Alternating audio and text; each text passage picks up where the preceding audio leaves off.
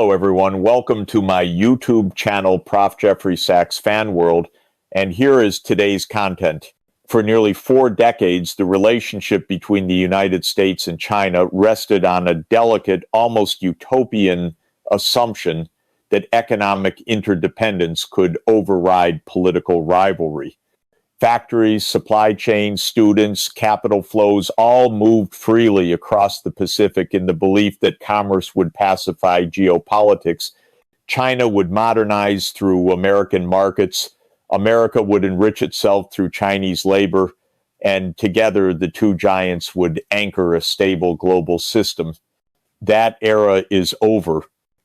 China has now advanced far down the path of decoupling its economy from Washington, not as an impulsive reaction, but as the logical outcome of 20 years of mounting distrust. What the world calls decoupling is not an abrupt divorce, but a slow unweaving of a fabric that was never as strong as it appeared. In Beijing's view, the United States no longer acts like a reliable partner in global development. It acts like an anxious hegemon, one that fears rather than welcomes China's growth. For many in Washington, China's rise is seen not as a shared achievement of globalization, but as a strategic threat to American dominance. The tariffs of 2018, the chip bans of 2022, the supply chain sanctions, the weaponization of finance, these were not isolated events. They were signals that the United States was prepared to use its commanding heights of global power, technology, finance, military posture as instruments of pressure rather than cooperation. China took note. Jeffrey Sachs would say that decoupling began not in Beijing, but in Washington when the U.S. abandoned the premise of partnership for a paradigm of containment. America assumed that China, dependent on Western technology and markets, would remain perpetually vulnerable to U.S. leverage. But this assumption revealed a deeper misunderstanding of China's strategy. China's modernization was never meant to be a permanent dependence.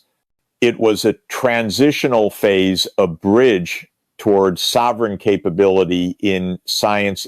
Thus, China's current trajectory is not rebellion. It is correction. It is the logical maturation of a country that recognizes the fragility of relying on a single superpower that increasingly treats economics as a weapon. The decoupling is unfolding across multiple layers: technological sovereignty through domestic semiconductor manufacturing and AI ecosystems, financial sovereignty through yuan-based trade, digital currency pilots, and alternatives to SWIFT, industrial sovereignty through reshoring supply chains, EV dominance, green tech, and advanced robotics, geopolitical sovereignty through Belt and Road corridors that dilute U.S. strategic control of global logistics.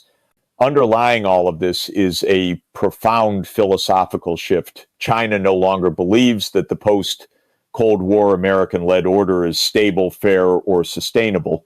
The U.S., trapped in its own cycles of political dysfunction and economic inequality, projects its insecurity outward. Sanctions, military alliances, export controls, these are symptoms of a hegemon who fears losing the privilege of setting global rules.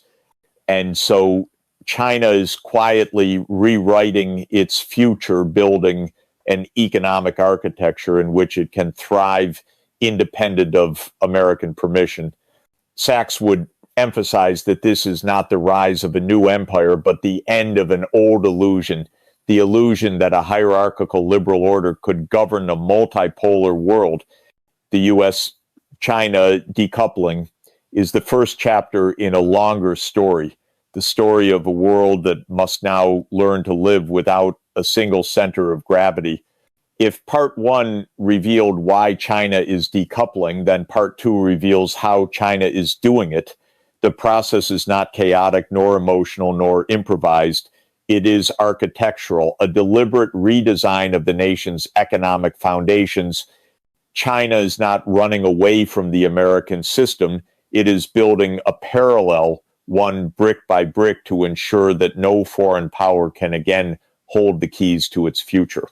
Jeffrey Sachs would call this the sovereignty project of the 21st century. 1. Technological sovereignty, the new great leap. The heart of China's autonomy strategy lies in technology.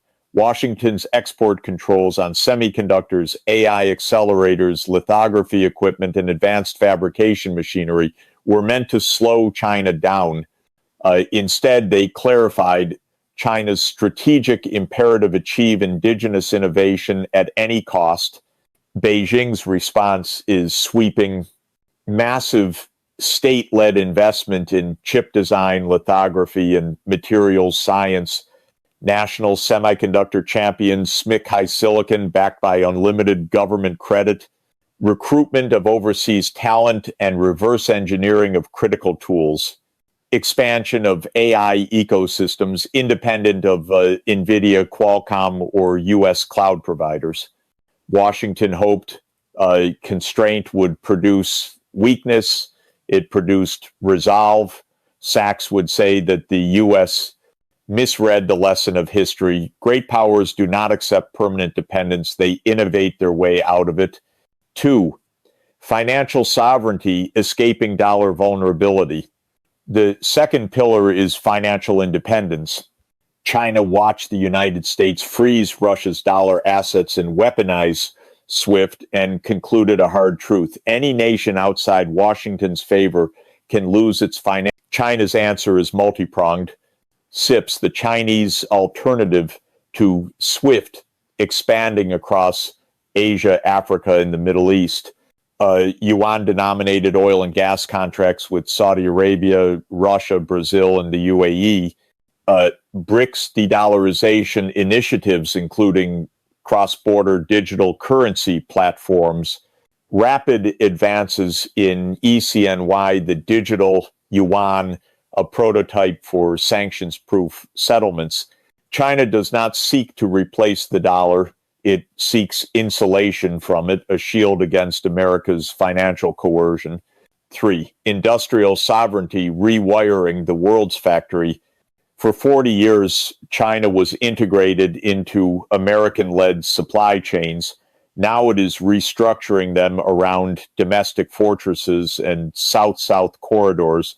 Key strategies include vertical integration of minerals, components, manufacturing, logistics, bypassing Western choke points by securing rare earths, lithium, cobalt, and nickel abroad. Dominance in EVs, solar, wind, high-speed rail, and battery chemistry sectors where the West depends on China, not the reverse. China's aim is not autarky. It is asymmetry to ensure that decoupling hurts Washington more than Beijing. 4. Geopolitical sovereignty, Belt and Road as the escape route. The Belt and Road Initiative, BRI, is often misunderstood as a diplomacy project. Sachs would describe it differently. BRI is China's logistical decoupling strategy.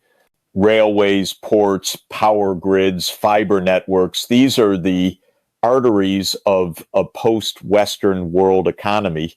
They create alternate routes for trade, energy, and finance, reducing China's vulnerability to U.S.-controlled choke points like the Malacca Strait or dollar clearing. 5. Civilizational sovereignty, a new narrative of modernity. Ultimately, China's decoupling is not only material, it is ideological. China seeks a development model that is multipolar instead of hegemonic, state-led instead of market fundamentalist, global south-centric instead of Atlantic-centric. This is the philosophical core of the autonomy project. China wants to modernize without westernizing, to grow without surrendering. Sachs would conclude this section with clarity. China's decoupling is not an attack on the United States. It is an escape from dependence, from vulnerability, from a system built to privilege one nation over all others. It is the architectural blueprint of a world that refuses to revolve around Washington. But as China closed the gap and in some sectors surpassed the West, the United States confronted a terrifying realization. Interdependence had empowered its rival. Sachs would argue that Washington's reaction is not a sign of strength, but a reflection of hegemonic insecurity, the fear that the post-Cold War world, once obedient to American rules, has begun to slip beyond its grasp. 1. The tech panic protecting the last frontier of power. Modern geopolitical power is built on semiconductors, AI, quantum computing, and biotechnologies. For the first time since World War II, the United States faces a competitor capable of matching and, in some domains, surpassing its technological trajectory. Washington's export controls spanning fourth, seventh generation lithography tools, NVIDIA AI accelerators, US designed chip architecture, quantum sensors and encryption, aerospace and satellite components are not defensive measures. They are acts of prevention efforts to freeze China's technological evolution at an earlier stage. But Sachs would warn a nation cannot preserve supremacy by obstructing another's progress. It can only maintain it by innovating faster itself. And on this front, America's domestic weaknesses, decaying infrastructure, extreme inequality, political paralysis threaten to undermine the very foundation of its technological dominance. 2. The financial arsenal weaponizing the dollar. Washington's most powerful instrument is not the Pentagon, but the US dollar, the infrastructure of global finance. Sanctions, asset freezes, swift expulsions all reveal the same truth. The dollar is the linchpin of American geopolitical influence. Yet the aggressive use of financial coercion has produced unintended consequences. China, observing how rapidly the US dismantled Russia's external financial system, recognized that no nation is safe if it remains within the dollar-centric ecosystem. Thus, de-dollarization efforts, once theoretical, now have political urgency. Sachs would frame it bluntly: the United States is accelerating the decline of its own monetary empire by overusing its sanctions power. The more Washington weaponizes the dollar, the more nations seek shelter from it. 3. The military encirclement, a containment strategy in the open.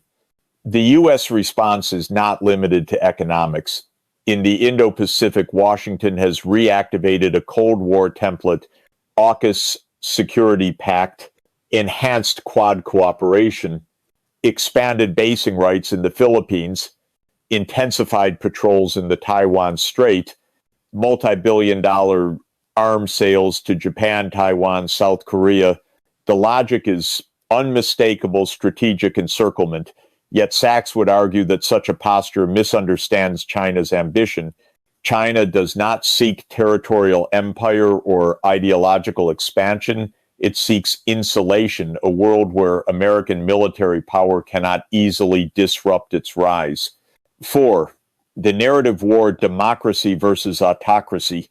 Unable to win the economic argument, Washington shifts to a moral narrative, democracy versus authoritarianism.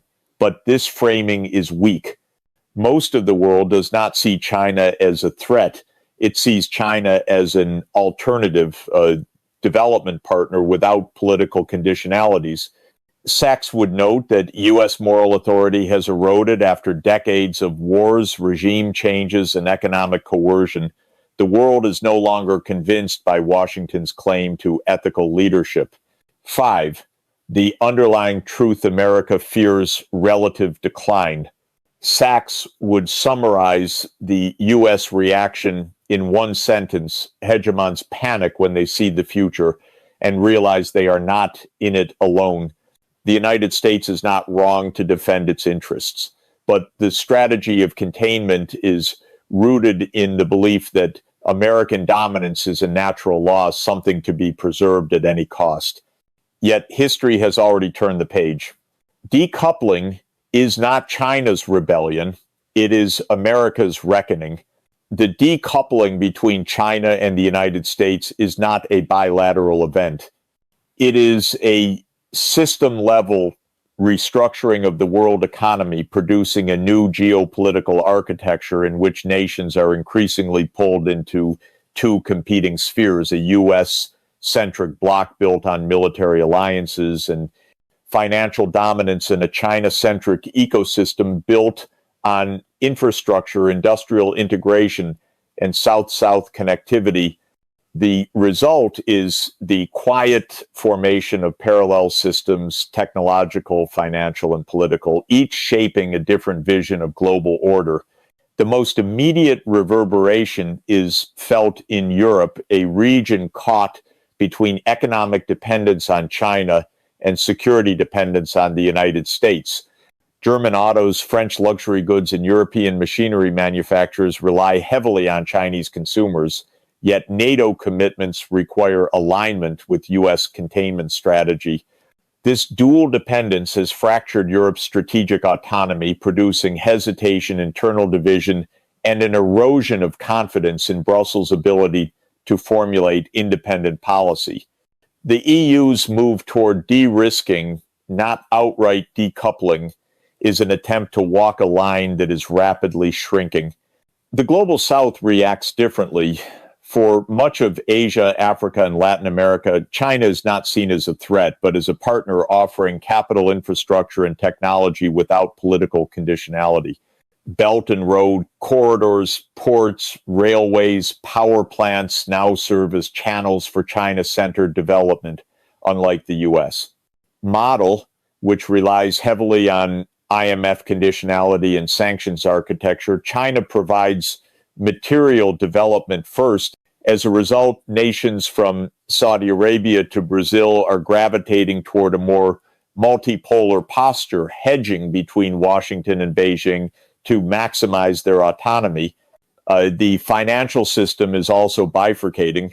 The dollar retains global dominance, but China's yuan is no longer peripheral. Yuan-based oil settlements with the Gulf states, expanded CIPS usage, and BRICS de-dollarization initiatives represent a slow but unmistakable drift away from the dollar-centered order. This shift does not topple the dollar, but it reduces Washington's coercive reach, weakening the ability of sanctions to shape the political behavior of sovereign states. The U.S. response tightening, financial enforcement, and leveraging SWIFT only accelerates diversification away from its system. Technological ecosystems are diverging even faster. The United States anchors a semiconductor architecture built around Taiwan, South Korea, and Dutch lithography firms. China counters with state-backed chip foundries, domestic AI architecture, and its own standards for 5G smart grids, drones, and EVs. Nations increasingly choose between the two ecosystems based on practical alignment, cost, availability. This division creates long-term lock-in once a country chooses Huawei over Ericsson or Chinese EV supply chains over US. Once the shift becomes structural. Geopolitically, a multipolar world is emerging not through war, but through infrastructure gravity. Corridors from Xinjiang to Istanbul, from Malaysia to Kenya, and from Brazil to the Middle East form a web of connectivity that reduces reliance on U.S. naval dominance. Meanwhile, Washington reinforces military blocs, AUKUS, Quad, NATO expansion, producing a militarized Western sphere facing a commercial infrastructure-based Eurasian sphere. The deeper Sachs-style insight is that decoupling is accelerating the end of the neoliberal globalization model. Globalization is no longer borderless, market-driven, or U.S.-led. It is becoming regionalized, state-led, and strategically selective. Instead of a single integrated system, the world is reorganizing into overlapping blocks where power is defined not only by weapons or capital, but by resilience, supply chain depth, and technological autonomy. The accelerating decoupling between China and the United States is not simply a geopolitical dispute. It represents a profound civilizational divergence, two different visions of how humanity should organize its power, its technology, and its moral purpose. The danger is not that one side will win, but that the world will lose the capacity to solve its shared crises. The ethical foundation of global interdependence is being eroded. For 3 decades, the world operated on the belief that economic integration could serve as a substitute for trust. But as the US and China pull apart, the normative glue of globalization dissolves. Climate change, pandemics, poverty, global inequality all require cooperation between the world's 2 largest powers. Decoupling weakens scientific exchange, slows technological diffusion, fragments climate commitments, and politicizes global supply chains that should remain neutral for the sake of human survival. The moral collapse is most visible in climate policy. China holds the world's largest renewable energy supply chain. The United States drives much of the global scientific base. If the 2 nations cooperate, the world can decarbonize at unprecedented speed. If they compete, the transition becomes slower, costlier, and corrupted by nationalist industrial policy. Sachs's insight is clear: when climate becomes a battlefield, humanity loses the war. Decoupling also undermines the ethical architecture of development. The U.S. model, IMF conditionality, dollarized finance, military alliances, is anchored in political influence. The Chinese model, infrastructure, first politics, later prioritizes physical transformation, but risks debt, misalignment, and governance challenges. Neither model alone is ethically complete. A divided world forces developing nations to choose sides, sacrificing autonomy in exchange for survival. The result is a moral stratification of the global South, where nations align not on principle but on necessity. The technological realm reveals the deepest civilizational threat. AI, biotechnology, space systems, and quantum computing are dual-use technologies with enormous potential for good but catastrophic potential for harm. In an integrated world, safety standards could be harmonized. In a decoupled world, each block races to outpace the other with incentives to lower safety thresholds. The world risks entering a period where geopolitical rivalry accelerates technological power faster than moral responsibility, creating existential risks without global guardrails. Decoupling further erodes the concept of a shared global narrative. American exceptionalism and Chinese civilizational confidence generate 2 incompatible stories of global order. The U.S. frames its leadership as a defense of democracy. China frames its rise as a restoration of historical balance. Both narratives exclude a crucial truth: no civilization today can survive alone. Pandemics do not stop at borders. CO2 does not respect alliances. AI does not recognize sovereignty. When the world's 2 largest powers refuse to speak the same moral language, global governance collapses into a competition of national egos. Rather, the moral horizon of this decoupling is therefore stark. Humanity faces a choice. Either it accepts fragmentation as destiny, or it builds new institutions that transcend superpower rivalry. Sachs would argue that the only sustainable path is cooperative multipolarity, a world where regions retain autonomy but share responsibility for global risks. Decoupling left unchecked could lead to a century of division marked by inefficiency, mistrust, and escalating crises. But if recognized honestly, it could also force the world to craft a new architecture, one not built around domination, but around pluralism, restraint, and shared survival. This is the civilizational horizon that now hangs over U.S.-China decoupling, a test not of who will lead the world, but of whether the world can remain whole enough to save itself